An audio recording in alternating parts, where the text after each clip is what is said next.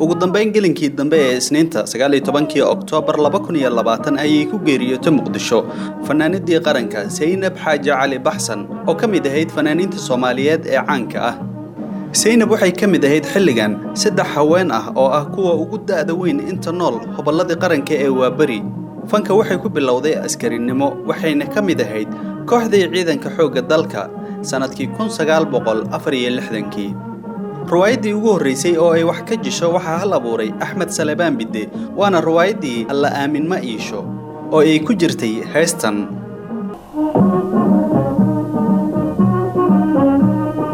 dawrgu yal bargu tabnayde burtaban la bushaqade burisamaysan tala ku gaase sawtan geed kale hiila burtay sida lay galay barawtan maaye gari doorte mantango gari doorte mantango gari doorte mantango heestaasi waxaa laxanka u sameeyay Maxamed Cige Elber iyo heese kale oo ay wada qaadeen Maxamed Yuusuf Cabdi ayaa qayb ka ahaa riwaayadaasi sidoo kale waxay kamid ahayd fanaaniintii lagu aasaasay kooxda qaranka ee hobalada Waabari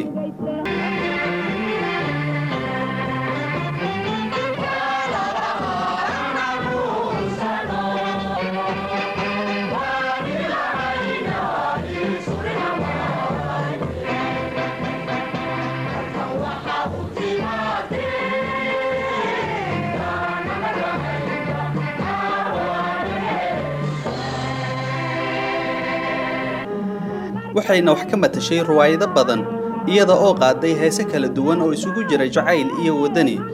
sida heestan oo ay wada qaadeen Xasan Aadan Samatar warku habayraadi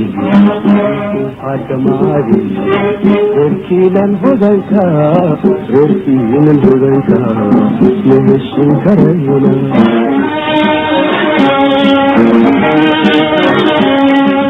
hadalku hayaaraade ku hadamaade odiyo barwaaqada waa guur hagaage sidoo kale waxa qayb ka ah heesaha ay ku luuqaysay Allah u naxariistay Zainab Xaaji Cali Baxsan heestaasi iyo heese kale oo jacayl ah halka kuwa wadaniga ah ay qaadayna ay kamid ahaayeen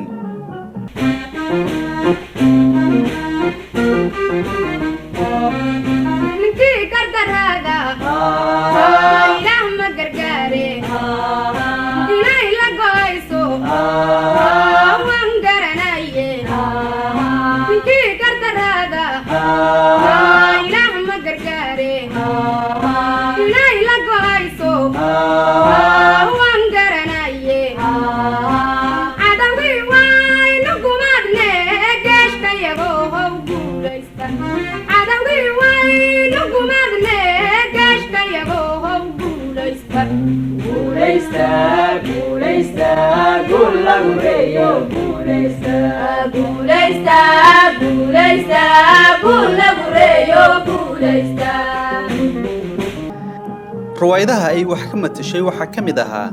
Garcadaawi iyo Caashaq oo uu hal abuurkeedu lahaa Yuusuf Aadan Allaale heesii riwaayadaasi waxa qayb ka ahayd Diiday hay maqashin iyo kala dhiman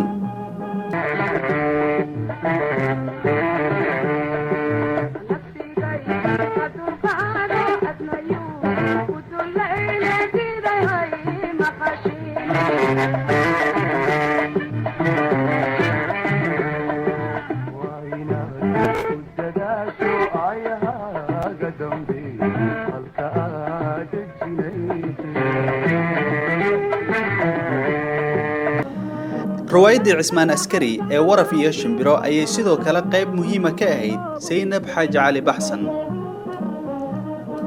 heestii jacayl ay ugu horeysay waxa uu sameeyay oo u dhiibay Allah u naxariistay Abwaan Maxamuud Cabdullaahi Ciise Singub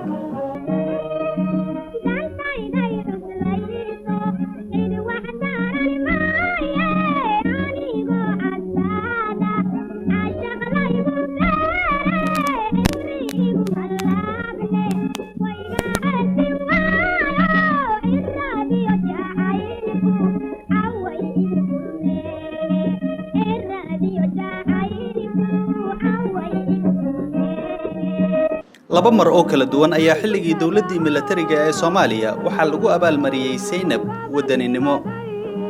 Allah u naxariistay Zainab Xaaji Cali Baxsan waxay door muhiim ah ku lahayd filimkii caan baxay ee cilmi iyo caado oo ka hadlayay waxyaabo badan oo ay tahay in laga suuliyo dhaqanka Soomaalida. waqtigii burburka Zainab Xaaji Cali Baxsan inta badan waxay ku nooleed Muqdisho marka laga reebo safarro caafimaad iyo kuwo howlo gaar ah ay uga baxday dalka. Allah u naxariistay dhowrkii sano ee u dambeysay waxay ahayd dhulyaal oo waxaa la soo darsay xanuuno ugu soo dugaalay da'da. Allah janneeye Zainab Xaaji Cali Baxsan ehelkeedii iyo Soomaali oo dhan ayay ka baxday samir iyo iimaan Allah ka siiyo.